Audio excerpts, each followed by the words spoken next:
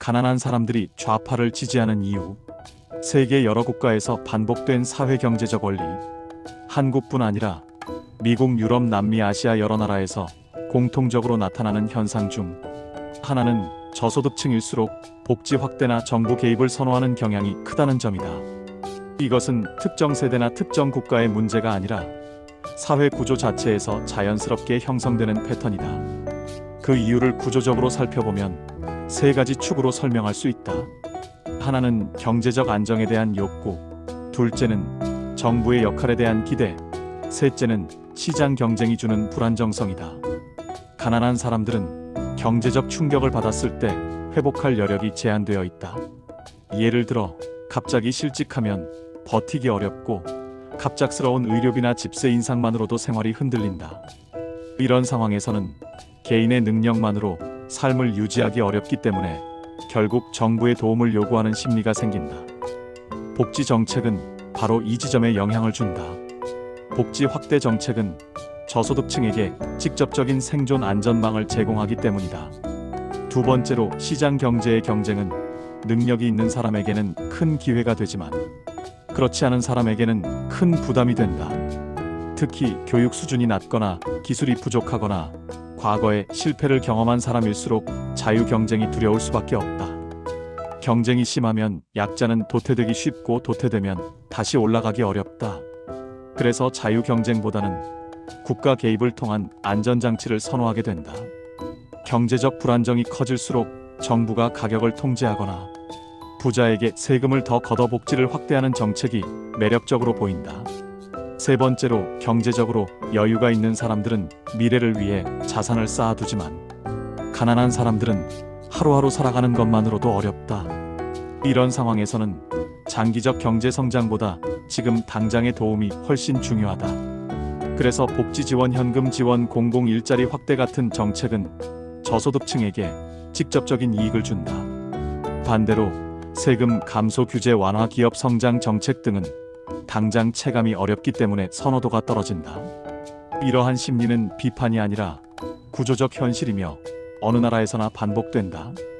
브라질, 프랑스, 독일, 일본, 미국에서도 저소득층일수록 좌파 복지 세력을 지지하는 경향이 나타났고, 이것은 빈곤층의 심리라기보다 경제 구조가 만든 자연스러운 선택이라고 할 수 있다. 환율 상승과 대공황 수준 위기 사이의 연결. 왜 환율이 급격히 오르면 경제 위기의 조짐이 되는가? 환율 상승이 경제 전체에 주는 충격은 단순히 원화 가치가 떨어지는 문제가 아니다. 환율 상승은 여러 경제 변수와 연결되어 연쇄적인 충격을 만든다. 이 과정이 심해지면 소비가 급감하고 기업이 무너지고 금융이 흔들리면서 대공황과 유사한 상황이 발생할 수 있다. 먼저 환율이 오르면 원자재 가격이 높아진다. 한국처럼 수입 의존도가 높은 나라에서는 기름, 가스, 철강, 곡물, 전자부품 같은 핵심 자원이 거의 모두 수입이다. 환율이 오르면 수입 비용이 올라가고 기업들은 가격을 올릴 수밖에 없게 된다. 가격이 오르면 소비는 줄어든다. 두 번째로 환율 상승은 외국인 투자 자본이 빠져나가는 신호가 되기도 한다. 해외 투자자는 환율이 오르면 자산을 팔고 본국으로 돌려보내는 경향이 생긴다. 이런 현상을 자본 유출이라고 한다. 자본이 빠져나가면 주식, 부동산, 기업 투자 모두 위축된다. 세 번째로 환율 상승은 한국 기업의 외화 부채 부담을 크게 늘린다. 외국에서 돈을 빌렸다면 갚아야 할 돈이 환율 상승만큼 많아지는 것이다. 평소에는 감당할 수 있었던 부채가 환율 상승으로 갑자기 눈덩이처럼 불어나면서 기업이 버티지 못하고 도산할 위험이 커진다. 네 번째로 환율이 오르면 물가가 오른다. 물가가 오르면 국민의 실질 소득이 감소한다. 쉽게 말해 같은 월급을 받아도 살 수 있는 물건이 줄어들기 때문에 국민 소비는 극도로 위축된다.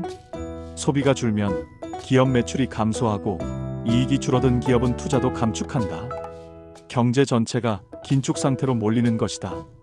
다섯 번째로 환율 상승은 금융 불안을 만들기 때문에 은행은 대출을 줄인다.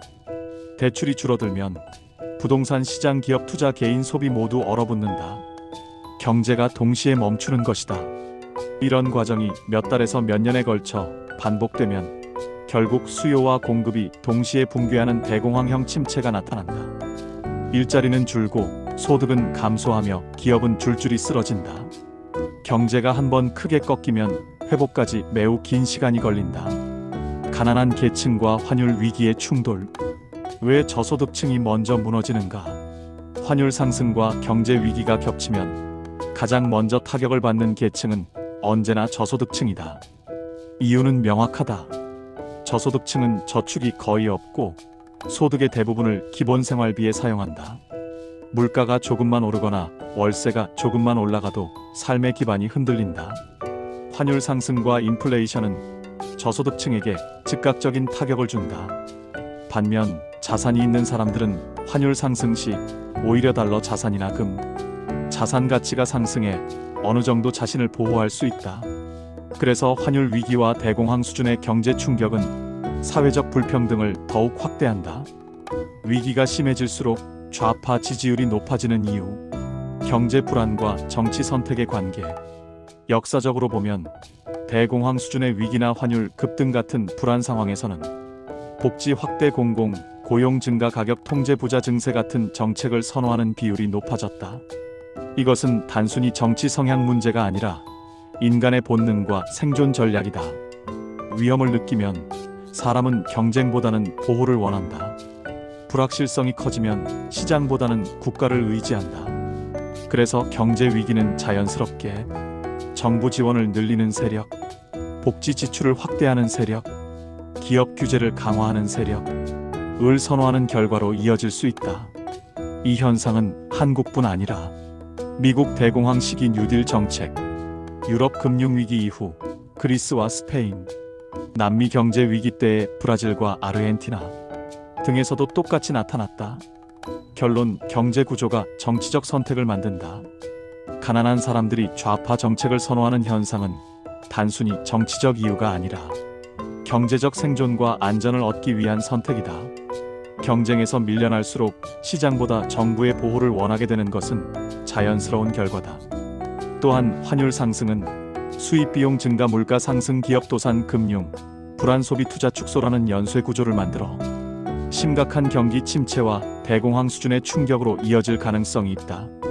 이 두 현상은 전혀 다른 문제처럼 보이지만 사실은 경제적 불안이 사람의 심리와 정치적 선택을 바꾸는 구조라는 공통된 원리가 존재한다.